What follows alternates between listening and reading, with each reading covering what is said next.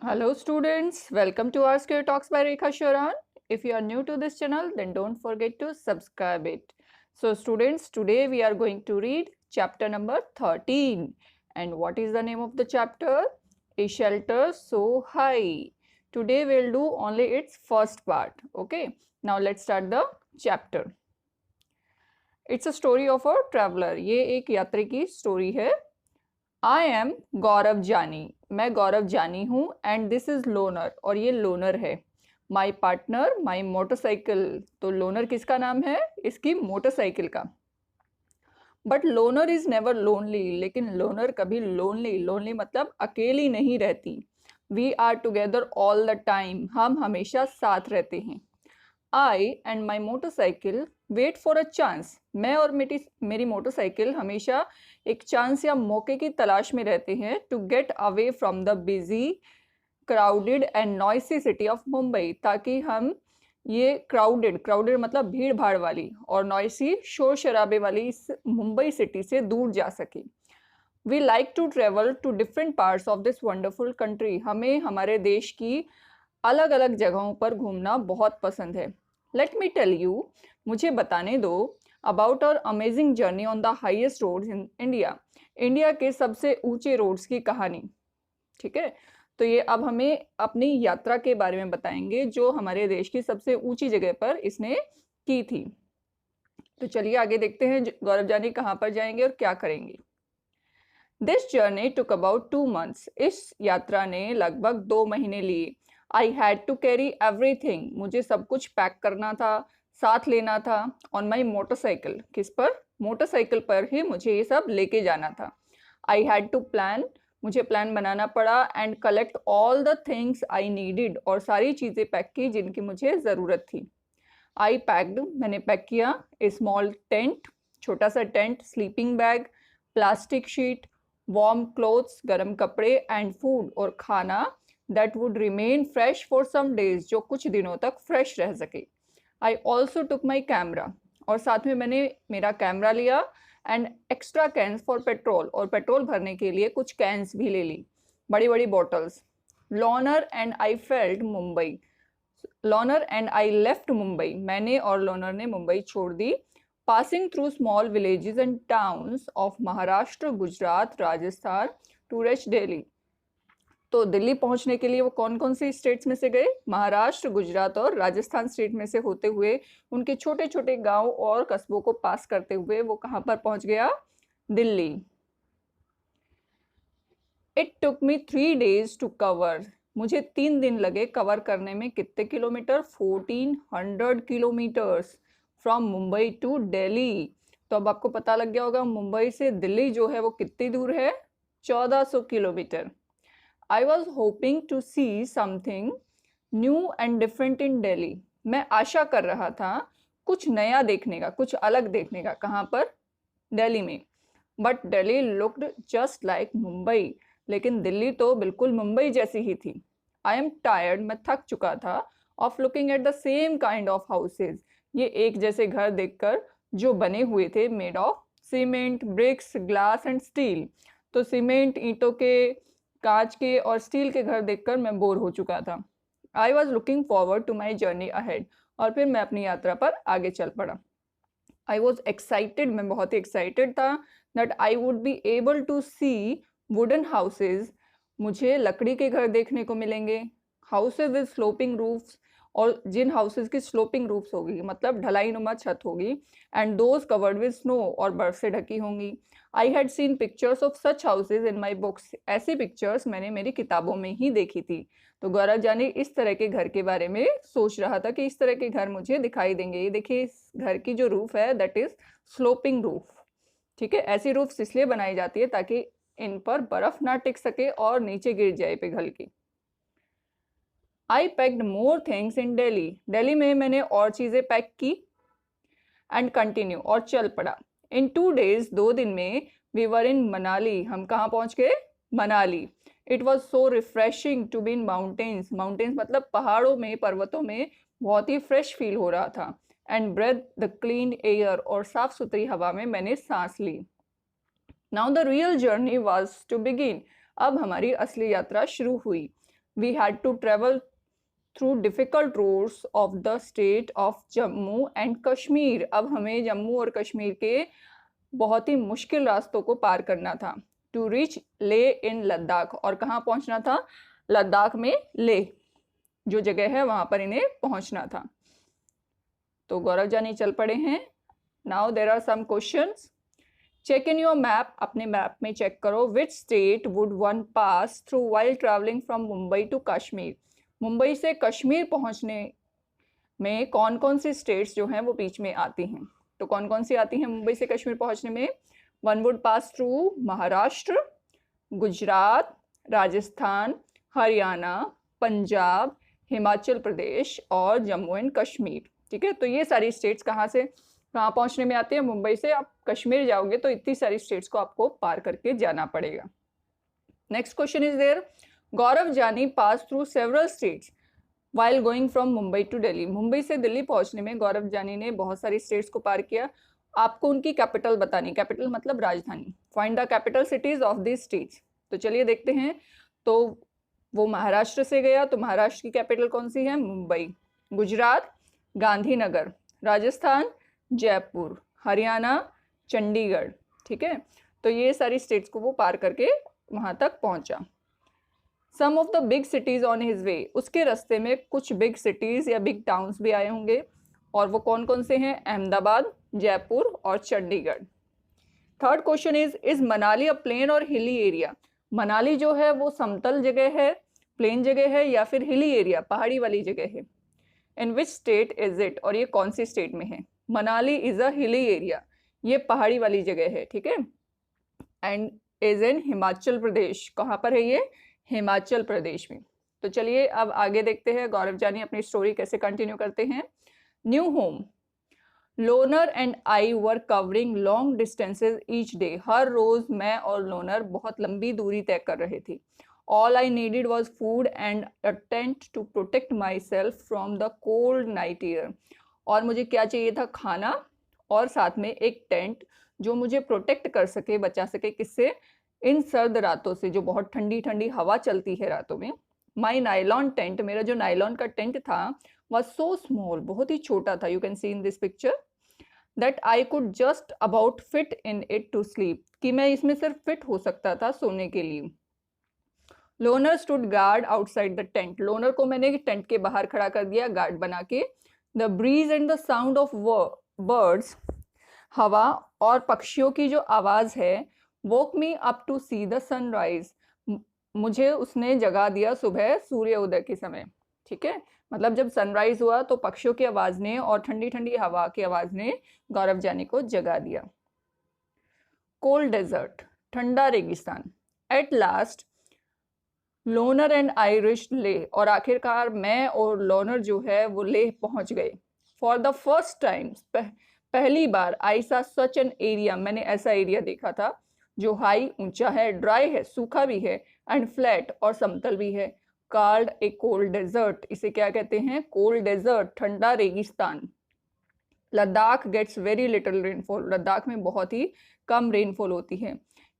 Hair there are high snow capped mountains, यहाँ पर बर्फ से ढके हुए माउंटेन्स हैं, you can see in this picture. And a cold flat ground, और ठंडा समतल ग्राउंड है, धरती है।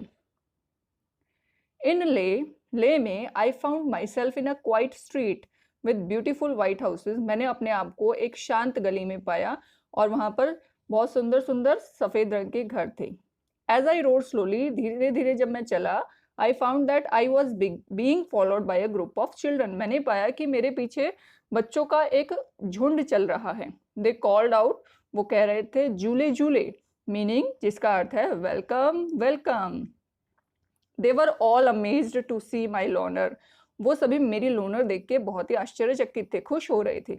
Everyone wanted me to come to their home, हर कोई मुझे अपने घर ले जाना चाहता था। At home with Tashi, Tashi dragged me to his home, Tashi मुझे खींचकर अपने घर ले गया। It was a building with 2 floors, ये एक बिल्डिंग थी या एक घर था जिसमें 2 फ्लोर थे। ठीक है, 2 मंजिल थी, ऊपर और नीचे। The house was made of stones which were kept one over the other, ये घर पत्थरों से बना हुआ था जो एक दूसरे के ऊपर रखे हुए थे।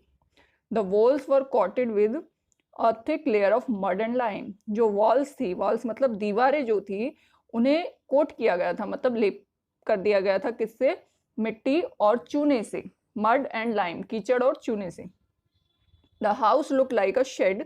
हाउस जो है एक शेड की तरह दिखाई दे रहा था फ्रॉम इनसाइड, अंदर से। With a lot of hay stored there, और वहां पर बहुत सारा भूसा जो है उन्होंने वो स्टोर किया हुआ था। इस टाइप के हाउसेस वहां पर थे।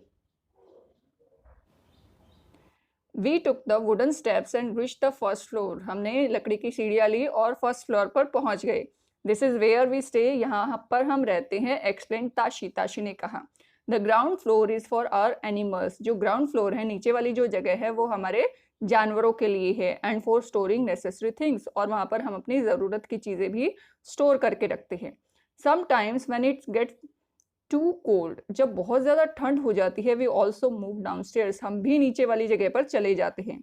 आई नोटिस दैट, मैंने नोटिस किया, the ground floor had no windows, की ग्राउंड फ्लोर पर कोई खिड़कियां नहीं थी। Thick tree trunks were use to make the roof strong, और छत को स्ट्रॉन्ग बनाने के लिए मोटे मोटे पेड़ के तनों का इस्तेमाल किया गया था। Tashi then took me to the roof of his house. उसके बाद ताशी मुझे घर की छत पर लेकर गया। वॉट अ व्यू, क्या नज़ारा था।